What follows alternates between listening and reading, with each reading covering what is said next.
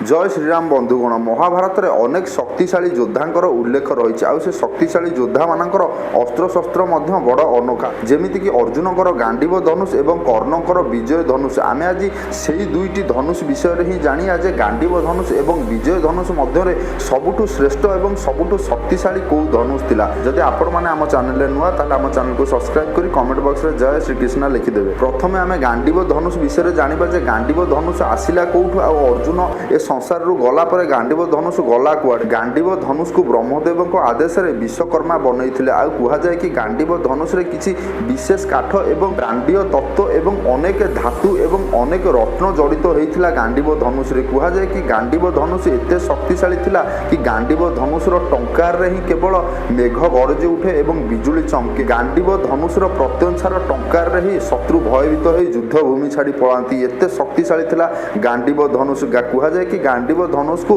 कई साधारण योद्धा उठे पारिबेनी जी सेही भलिया योद्धा हेइथिबो बा सेही भलिया शिक्षा अर्जन करिथिबो से ही गांडीव धनुष को उठे पारिबो। गांडीव धनुष को गोटे रथ साहाय्य अणा जाए केवल अर्जुन ही गांडीव धनुष को उठे पारती। एते शक्तिशाली धनुष विश्वकर्मा महादेव को दे देइथिले। कुहा जाय कि महादेव 100 वर्ष पर्यंत से गांडीव धनुष को धारण कले।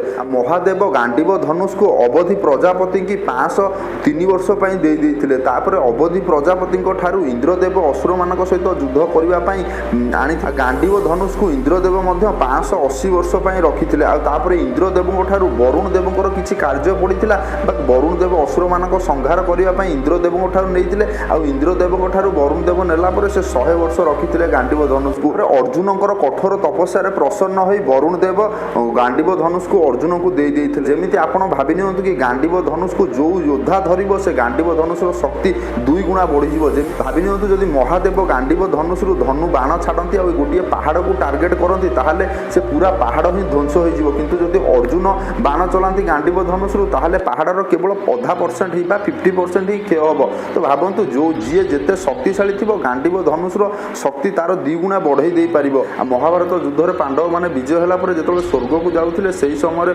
वरुण देव प्रकट होइथिले। अर्जुन वरुण देव को समर्पित कर देइथिले गांडीव धनुष को। पर पांडव माने स्वर्ग को गमन करथिले। तो एबे जानिबा विजय धनुष केते शक्तिशाली थिला। विजय धनुष तो सेही विश्वकर्मा बनैथिले। तापरे विश्वकर्मा बनैकरी महादेव को दे देइथिले। महादेव अनेक वर्ष रखिला परे प्रभु परशुराम को तपस्या रे प्रसन्न होइकरी बा प्रभु परशुराम को शिक्षा रे खुशी होइकरी महादेव भगवान परशुराम को विजय धनुष देइथिले। आ महादेव को ठारू भगवान परशुराम विजय धनुष पाइला परे अनेक वर्ष रखिथिले। आ तांकर शिष्य गुरु द्रोणाचार्य होंतु कि पितामह भीष्म होंतु काहाकू देइ नथिले से विजय धनुष केवल महारथी कर्ण को देइथिले। काहेकि ना जेतबेले भगवान परशुराम महारथी कर्ण को अभिशाप देले तापर जेतबेले भगवान परशुराम कर्णकर सत्यता जानले तापर निजे को अनुताप कले कि मु तो कर्ण को अभिशाप दे देली एबे तो मते किछि आशीर्वाद दबार अछि।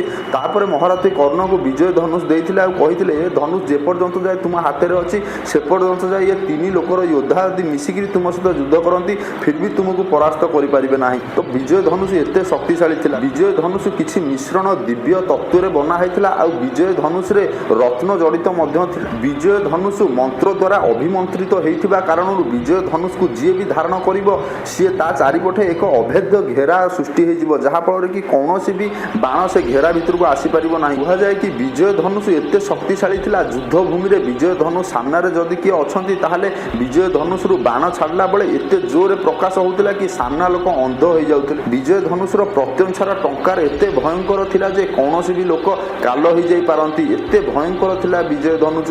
कहा जाय कि विजय धनुष को जी भी धारण करथिबो ए संसार रो कौनसी योद्धा मध्य ताको परास्त करि परिबे नाही। आपण माने भाबुथिबे महारथी कर्ण को विषय तो अनेक किछि लेखा आइछि जेमिति कि विराट युद्ध रे महारथी कर्णकर धनुष भांगी देइथिले अर्जुन। आपण एक कथा मध्य सुनिथिबे कर्ण गंधर्व मानक ठारू हारिकिरी भयभीत होई पळै जाइथिले। आ ध्रुपद राजाक ठारू मध्य कर्ण हारिथिले। किंतु एमिति काहेकि हेतिला काहेकि ना महारथी कर्ण सदा सर्वदा से तांकर युद्ध कौशल उपरे भरोसा रखंती बा युद्ध कौशल उपरे से विश्वास रखंती तांकर गुरुक उपरे विश्वास रखंती। किंतु एपटे अर्जुन जे सदा सर्वदा तांकर गांडीव धनुष धरिकिरी ही चालंती एपटे महारथी कर्ण सदा सर्वदा साधारण धनुष व्यवहार करंती। काहेकि ना से तांकर कौशल उपरे तांकर भरोसा थाए जा फल कि ए साधारण धनुष पाई ही महारथी कर्ण परास्त होइतिले। जदि तांको हाथ रे विजय धनुष थांता ताहले से केबे परास्त होइना। महारथी कर्ण विजय धनुष रो व्यवहार तांको जीवन काल भितर केवल थरिये ही करथिले। महाभारत युद्धर 17 नंबर दिन युद्ध दिन सेही दिन ही महारथी कर्ण विजय धनुष को धारण करते कहीं जदि अर्जुन सांगे प्रभु श्रीकृष्ण न था हूँ तो महारथी कर्ण विजय धनुष धारण करना किंतु जेहेतु प्रभु श्रीकृष्ण अच्छा अर्जुन सहित से विजय होगापाई ही महारथी कर्ण विजय धनुष धारण करते कहीं महारथी कर्ण केवे भी विजय होगापाई धनुष उपर भरोसा करती ना से निज कौशल उपर भरोसा करती जहाँफल कि प्रभु श्रीकृष्ण धनु जिते हाथ में नथे से समय ही अर्जुन को कहीकि अंजलिका बाण द्वारा कर्णकर बध करते तो भावतु विजय धनुष एत शक्तिशाली थिला। तो एबे आपण मैंने जानीपारे गांडीव धनुष ठार कई गुणा अधिका विजय धनुष थिला। विजय धनुष रु बाण छाड़ला बेले से बाणर शक्ति 3 गुणा बढ़ी जाउथिला। विजय धनुष एत शक्तिशाली थिला। तो एबे आपण मैंने जानीपारे गांडीव धनुष ठार केते गुणा अधिका विजय धनुष रो शक्ति थिला। विजय धनुष जदि महारथी कर्ण को हाथ में था ताहले संसार कौनसी योद्धा महारथी कर्ण को परास्त कर पार नहते एत शक्तिशाली थिला विजय धनुष। तो एबे आपण मैंने जानीपारे महारथी कर्णकर विजय धनुष है गांडीव धनुष ठार श्रेष्ठ एवं सबुठु शक्तिशाली। तो आपण मानक जदि भिडियोटी भल लगी थाए ताला भिडियो को लाइक करी कमेंट बॉक्स में जय श्रीकृष्ण लिखिदेवे।